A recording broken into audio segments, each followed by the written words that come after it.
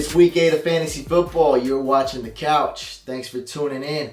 Last week we got the most hits on our video. That was week 7. So I'd like to encourage you guys to click that share button. Share it on Twitter, Facebook, whatnot. Let's get even more hits on these videos this week. And let's keep winning in our leagues. I want to talk to you guys about trades. Now trades can be very tricky. The best person I know at trading is our IDP pusher, Andrew Eggers.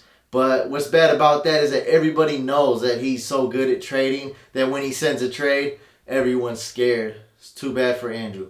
But here are some people that you should target in trades. Let's start off with the easiest person to acquire in a trade, LT. Now, LaDainian Tomlinson had a poor performance for week 7, and he has a bye week in week 8. But after that is smooth sailing.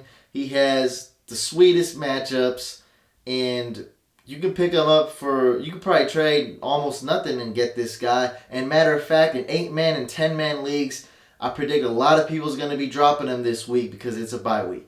Someone a little tougher to get, but some owners may be a little emotional and give up on LeGarrette Blount. You can trade, some average player, someone who's good but not great, and may be able to get Blount. And it's not going to hurt much just to try. Ray Rice. Now, this was going to be really tough. But the Ravens' offense was a little messy for Monday Night Football for Week 7. And he's really good to acquire in PPR leagues. Maybe, just maybe, you might be able to get him if you're willing to pay for it. I have an extensive list of waiver wire pickups for you guys who are struggling with bye weeks, Week 8, struggling with injuries. But before we get into that, let's see who has the fastest draw and go to our quarterback duels. Round 1 in our quarterback duels. Carson Palmer versus Christian Ponder. Bang! Round 2. Josh Freeman versus Matt Hasselbecke. Bang! Freeman wins because of the rushing stats. Round 3. Tavares Jackson versus Matt Cassel. Bang! Matt Cassel wins. And that's it for our quarterback duels. Last week, for week 7, we have some great waiver wire pickups. We still have some good ones for week 8. Here they are. Some of the best waiver wire pickups this week are actually defenses. The Bengals defense, I like them in week 8 as they face Seattle. And in week 9 in Tennessee, they'll be okay.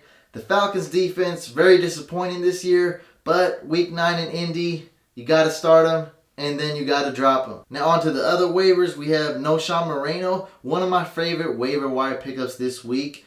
And they're in Detroit. They have a great D-line, but not so good against defending the run. DeMarco Murray, talked about him last week. Felix Jones is still probably the starter, but how he performed, they're going to have to give him a couple more carries. Pierre Thomas is a good pickup if Ingram is hurt. Roy Hello, I like him because Hightower's done for the year, and they're facing Buffalo. Not so good defense. They allow a lot of yards, a lot of touchdowns. Maurice Morris, if Javed Best is out, that's a decent pickup. If you can't get him and you're in a deep league, go with Keelan Williams. Alfonso Smith, he plays Baltimore. I do not like this waiver wire pickup, but I know it's been a tough week for some of you guys, so he's on there.